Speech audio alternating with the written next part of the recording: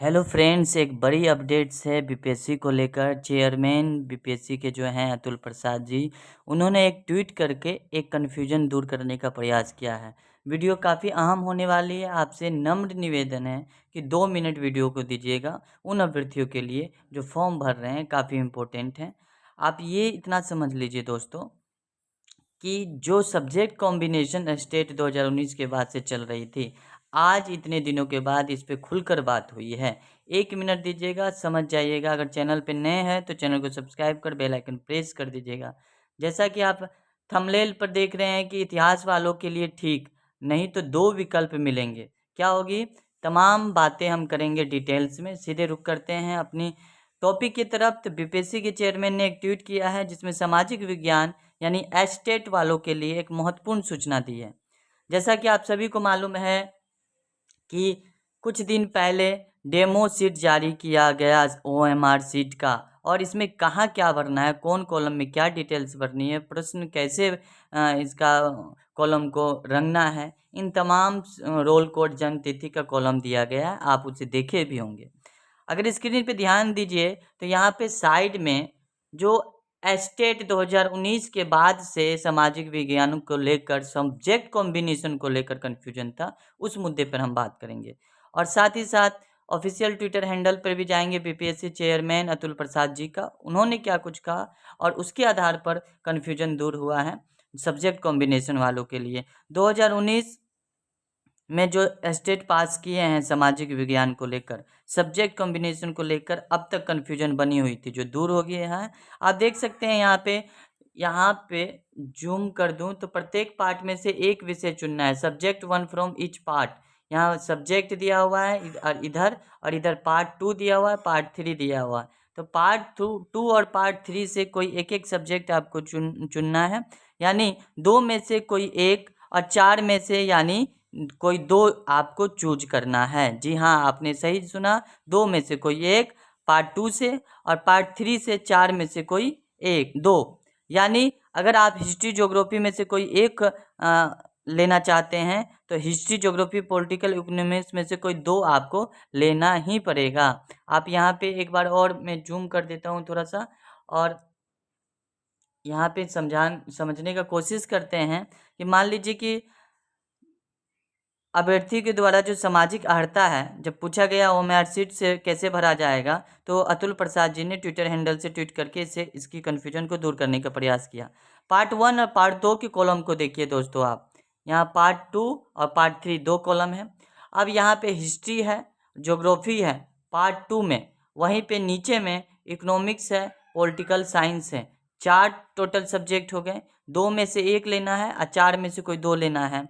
यानी इसका मतलब हो गया, अगर आप हिस्ट्री चूज करते हैं तो आपको नीचे में इकोनॉमिक्स पॉलिटिकल साइंस में से कोई एक जरूर चुन करना पड़ेगा। लेकिन आप अगर हिस्ट्री और ज्योग्राफी दोनों एक ही कॉलम से चूज कर लेते हैं तो आपका फॉर्म गलत हो जाएगा। इसलिए बोलते हैं, एक बार जरूर ध्यान से सुन लें।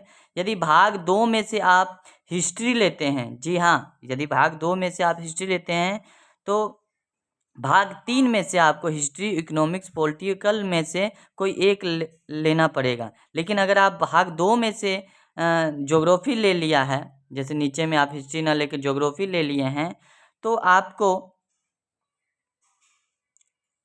भाग 3 में से हिस्ट्री ऑप्शन में नहीं है। आप देख लीजिए, अगर आप यहाँ ज्योग्राफी लेते हैं तो यहाँ पे हिस्ट्री ऑप्शन में नहीं है, तो आपको वहाँ पे इकोनॉमिक्स, पॉलिटिकल में से कोई एक लेना पड़ेगा। जी हाँ, ये आपको फैसला करना है कि आपका ग्रेजुएशन में ऑनर्स में क्या हिस्ट्री पढ़े थे, मैंडेटरी में हिस्ट्री ज्योग्राफी क्या मैंडेटरी था।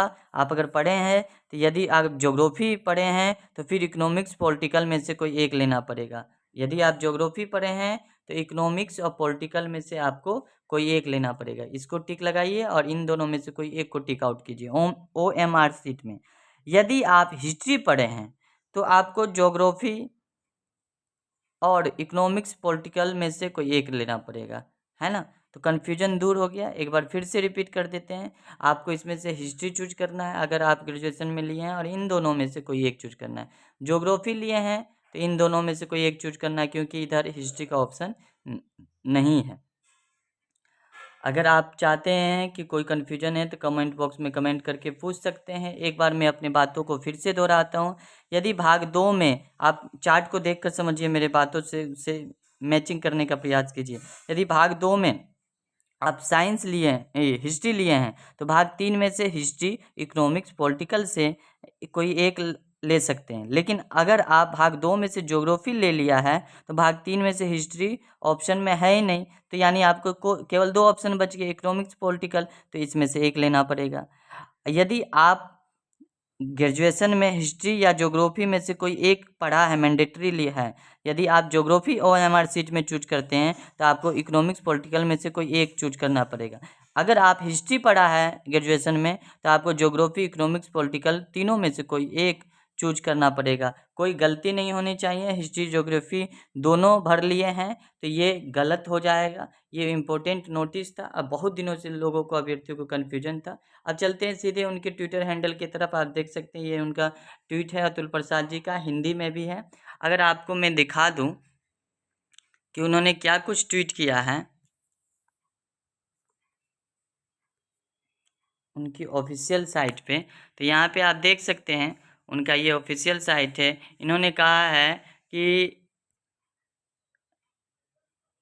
3 social science candidates must note how to select different subject combination in part 2 and 3.